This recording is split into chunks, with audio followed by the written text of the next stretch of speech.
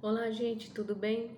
Para aquelas pessoas que estão me vendo pela primeira vez, meu nome é Erika Fujita, sou engenheira agrônoma, presto assistência técnica para pequenos e médios produtores no cultivo de frutas ou hortaliças. Bom, gente, como vocês bem sabem, sempre venho através dos meus vídeos trazer informações mais atuais possíveis. De preferência aquelas que eu encontro na lavoura, diretamente com colegas de vocês do campo, que estão aí cultivando hortaliças e frutas para alimentar não só nós da zona rural, mas também as pessoas da zona urbana que moram em grandes centros urbanos. Como vocês devem ter percebido, houve uma mudança no nosso clima.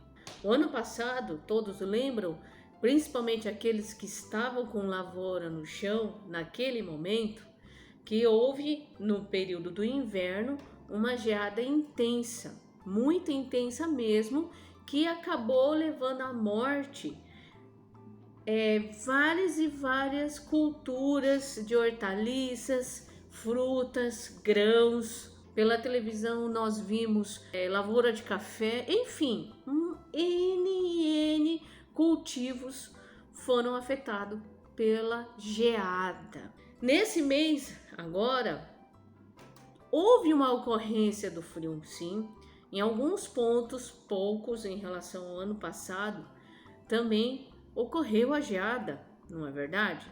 Só que não foi tão cedo assim, foi lá para o mês de julho do ano passado, que é onde aconteceu a maior onda de frio.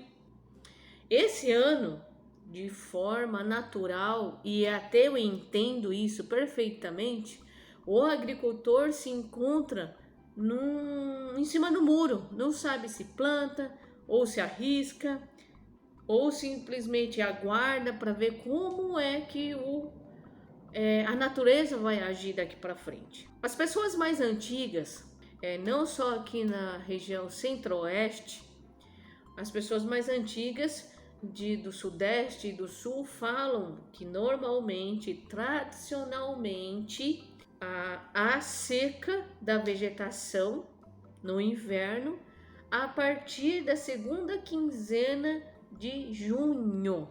Então, como nós estamos em maio, pode ser que haja uma probabilidade de ocorrer uma frente fria intensa que possa prejudicar a cultura nesse período da primeira quinzena de junho, não é?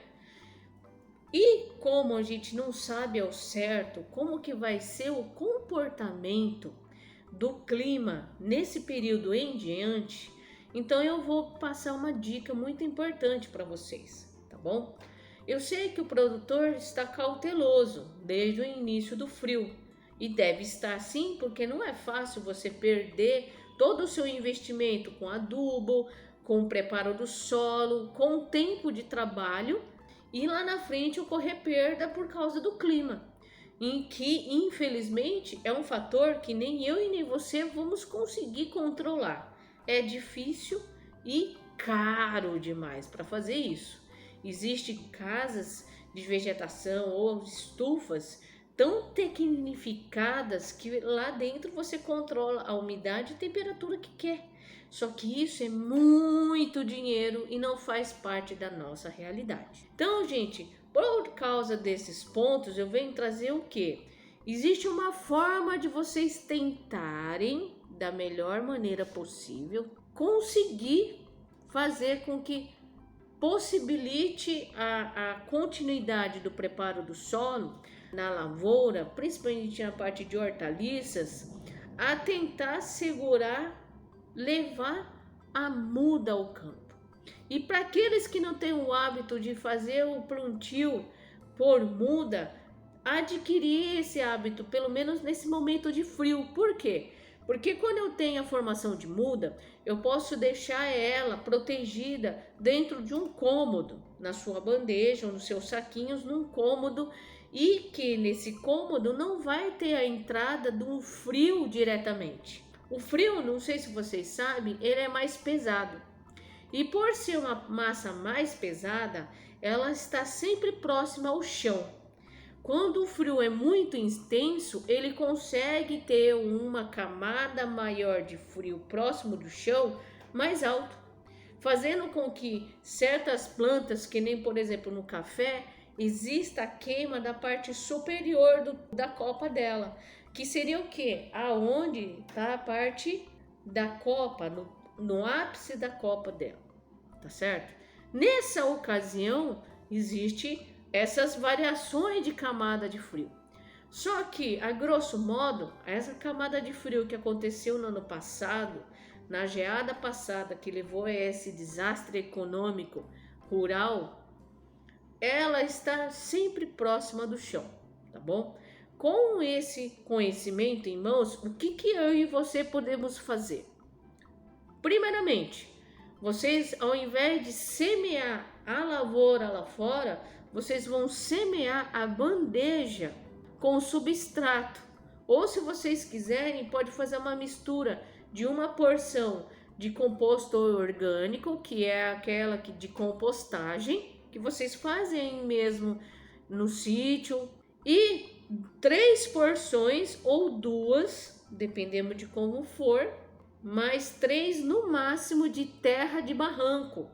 Ah, Érica, mas que raio de terra de barranco é isso? Terra de barranco nada mais é daqui quando vocês vêm, principalmente na beira da estrada. Você está passando na margem da estrada, você dá uma olhada assim, tem sinais de que alguma coisa foi lá e começou a escavar o barranco. Então, se você olha naquela primeiro 1 metro da superfície do solo até 1 metro, você não pega esse solo.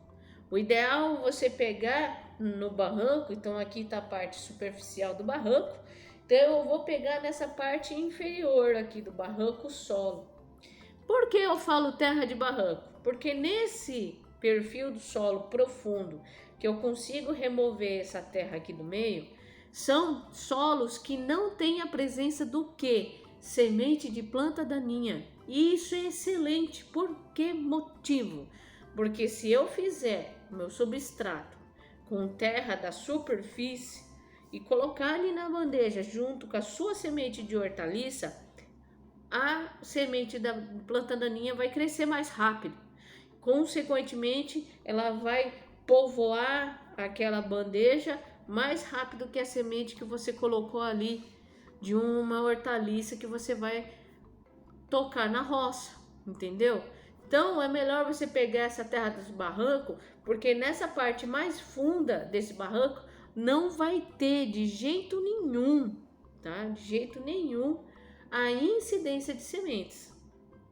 E outra, não vai ter os contaminantes presentes na parte superficial. Então pode ser qualquer contaminante que você possa imaginar. Então ali não vai ser um solo estéril, só que vai ser com pouca quantidade de contaminantes, nenhuma semente de planta daninha, e você ainda pode pôr a proporção de 1 parte de compostagem e de 2 a 3 partes de terra de barranco, misturando assim, fazendo seu substrato sem onerar a compra de um substrato lá na loja. Mas se vocês acharem mais prático comprar o substrato, pode fazer também, vai funcionar do mesmo jeito. Se vocês observarem, existe marca de substrato que já tem ele estéril e adubado. Isso é muito bom, porque o estéril significa que não tem uma possibilidade de dar doença radicular, ou no caso da muda, essa possibilidade diminui muito. Por quê? Porque é um produto, um substrato livre da grande maioria dos micro-organismos que vai causar alguma doença para minha planta. E com adubo já ajuda a formação do sistema radicular, já ajuda na formação da parte aérea, enfim, você consegue ter o desenvolvimento da sua muda já com o local preparado e propício para isso. Só que, ótimo, eu já tenho meu substrato, mas e o tamanho do espaço que eu vou pôr esse substrato? É grande ou é aquele pequenininho, bem reduzido mesmo, que as mudinhas ficam desse tamanho. Gente, preste muita atenção mesmo. Como nós estamos falando de uma forma de evitar prejuízos na minha roça por causa do clima, vocês sabem que isso não é uma matemática de 2, 2 dá 4. É uma matemática que a gente não consegue ter precisão.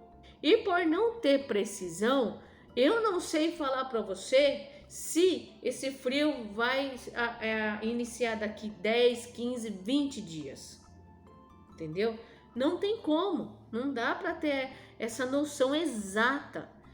E por esse motivo, eu tenho que fazer com que a área desse substrato não seja pequenininho com aquelas mudinhas miúdas. O substrato deve ser o maior volume que vocês conseguirem ter na bandeja. Ou seja, a bandeja, não sei se vocês sabem, a bandeja de mudas, elas são padronizadas, tá bom? Tem o padrão certinho. Dessa forma, o que varia, na verdade, é a quantidade de muda que você coloca ali dentro. Então, se você optar por uma bandeja de em torno de 100 mudas, por exemplo, ou seja, menor de 128 cédulas ou 150 cédulas, enfim. Quanto maior o número de cédulas dentro da bandeja, a menor é a área de substrato, porque eu vou ter mais mudinha, então a área do substrato vai ficar menor. Se eu diminuir a quantidade de mudas, é o ideal. Então, vai depender do espaço que vocês tiverem aí e vai depender do trabalho que vocês forem fazer, tá bom? Mas vocês podem então estar utilizando bandejas de no mínimo 50 células, que são aquelas repartiçõezinhas da bandeja, que já vai ter uma quantidade boa de substrato e você pode deixar sua muda lá dentro por mais tempo, sem ter medo de repente pôr lá na terra uma muda passada. O que é muda passada? Muda passada é quando, no caso de hortaliças de crescimento, como se fosse arbusto, no caso pé de jiló, quiabo, pimentão, tomate, ou de trepadeira como pepino, abóbora, etc. Vocês podem deixar essa muda por mais tempo no substrato. No caso de folhosas, também pode ser feito isso, só que desses dois tipos de situações, eu tenho que ter uma quantidade maior de substrato para que a minha muda tenha espaço suficiente para formar raiz.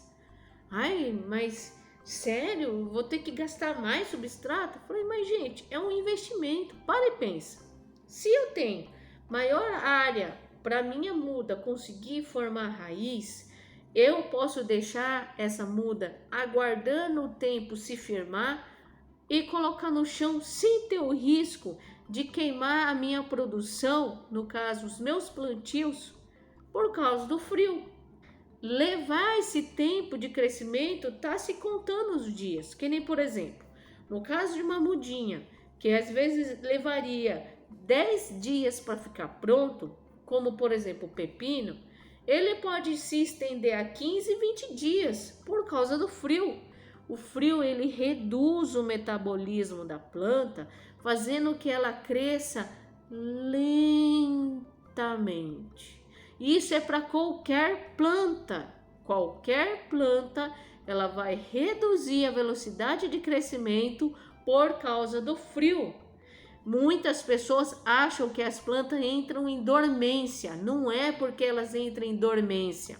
A planta, ela para o seu crescimento para poder focar toda a energia dela e manter os tecidos protegidos do frio. Não congelar de forma fácil.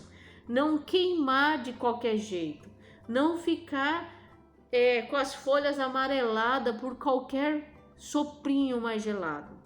Então, isso vocês têm que entender. Ao invés dela continuar o desenvolvimento dela, crescendo, fazendo folhas novas, formando botões florais e crescendo seus frutos, a planta ela vai parar de crescer e vai focar no quê? Tenho que me manter viva porque está passando por um frio intenso lá fora e eu vou me proteger porque eu vou direcionar parte dessa energia que eu iria usar para crescer para me preservar e outra parte para me manter viva. Então é isso que as plantas fazem. Ou por acaso alguém aí na campanha de agasalho vai fazer campanha da horta quentinha, do pomar aquecido. Não, ninguém vai fazer isso. Por isso que a planta, com o passar dos anos, elas foram adquirindo tipo de mecanismos para poder manter ela viva mesmo com um frio intenso. E lembrando que as frutíferas tropicais, de forma geral, as plantas tropicais, elas não são tão adaptadas ao frio. Muitas param o seu crescimento e ainda em estágio muito avançado de temperatura gelada, leva à morte. Como aconteceu no ano passado com várias hortaliças, como aconteceu com café e assim vai.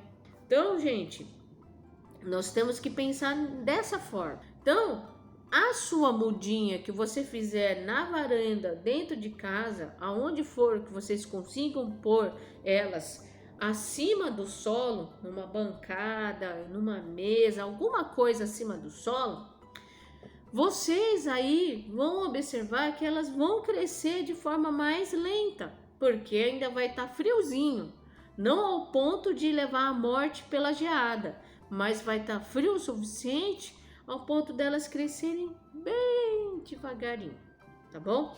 Então, gente, por isso que eu falo, é uma forma de vocês conseguirem ganhar um certo tempo, preparar o seu solo de forma mais tranquila, caprichar mais na cova. Lembre-se, inverno, frio chegando, seca, não chove.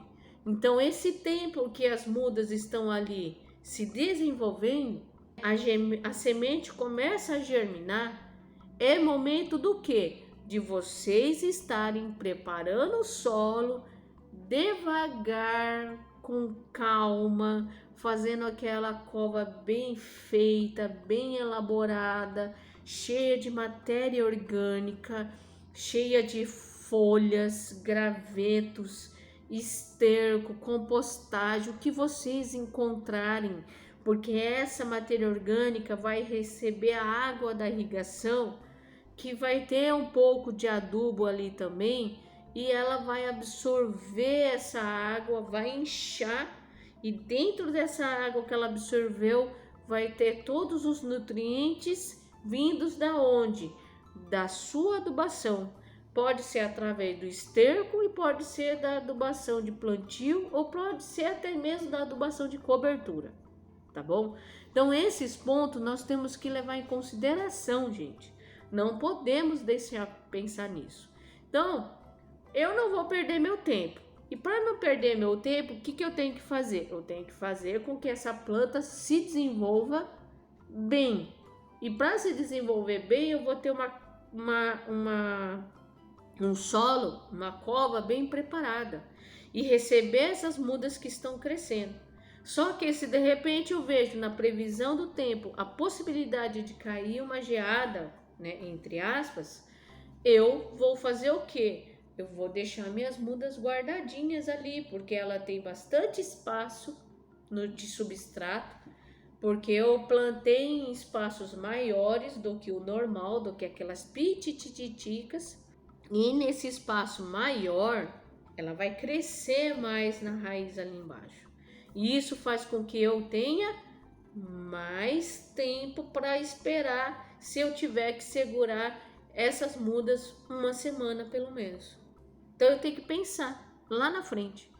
Como eu faço para não perder minha plantação? Faço muda com mais substrato para ela poder crescer a raiz de forma que não interfira no desenvolvimento dela. Lembrando que ela vai ter um metabolismo mais lento porque está frio, tá bom? Claro que dentro da estação de frio tem altos e baixos. Então agora estamos no outono, então sempre vai ter uma frente mais fria e uma frente um pouquinho mais quentinha. Mas fica nessa oscilação aí, mais, menos, mais, menos, mais, menos. Isso é normal. Só que nós bem sabemos que nós ainda estamos no outono. O inverno vai começar somente em junho, só no mês que vem que vai começar. Então, por isso que eu tenho que me precaver.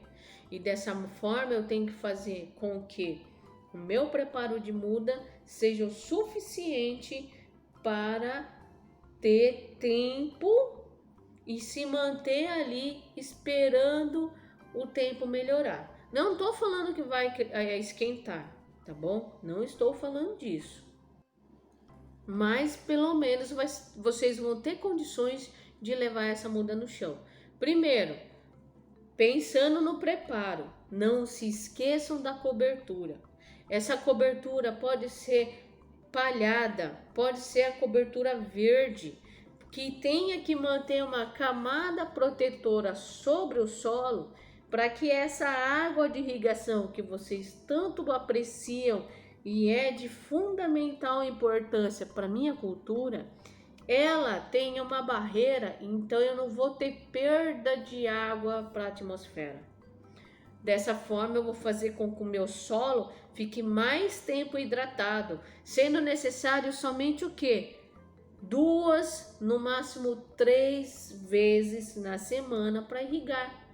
Por que isso? Porque eu mantive uma cobertura do solo muito boa, mantive aquele matinho bem roçado, controlado, ele não vai se espalhar e ainda mantive dentro da terra matéria orgânica, que vai reter essa umidade, que vai manter a umidade do solo presente ali para minha cultura, tá bom?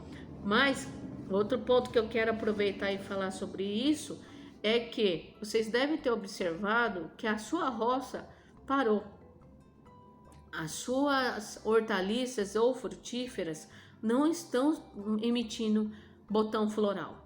No caso de frutíferas, elas têm um comportamento um pouco diferenciado porque ela está muito atrelada a clima. Então, num clima frio como esse, a grande maioria das frutíferas tropicais, elas não formam botão floral por causa mesmo do clima, porque ela sabe que além do frio, ela vai encontrar seca. É uma adaptação das frutíferas tropicais. Então, é um comportamento normal, tá bom? Já nas hortaliças, como eles estão muito ligados a ciclo, independentemente se for muito quente ou frio, eles vão ter o seu desenvolvimento vegetativo, que é a fase sem flor, e o desenvolvimento reprodutivo, que é a fase com flor. Então, são duas fases. A fase que é vegetativo só está formando ramo, folhas, ramo, folha, ramo, folha, ramo, folha. Aí tem a segunda fase que é reprodutiva. Botão, flor, fruto, botão, flor, fruto, botão, flor, fruto. É isso que nós temos. São essas duas fases que eu tenho que levar em consideração. E no caso da hortaliça, ela não tem um momento de pousio, que fica sem produção. Ela tem um aumento de produção, cai um pouco. Aumenta a produção, cai um pouco e vai e volta. Não passando mais de um ano entre plantio da semente e término da produção. Então, a hortaliça tem essas características bem particular, que só elas têm e elas vão ter esse comportamento, tá bom? Então, nessa situação, vocês vão observar uma cultura que vai parar muito de crescer, que são todas as hortaliças, gente, tá bom? As folhas pode ser que continuem o seu desenvolvimento, mas não é a mesma coisa se o tempo lá fora estivesse quente. Só que no caso de folha, durante o dia eu vou ter o que? À noite tá frio, vai aumentar a temperatura, depois cai.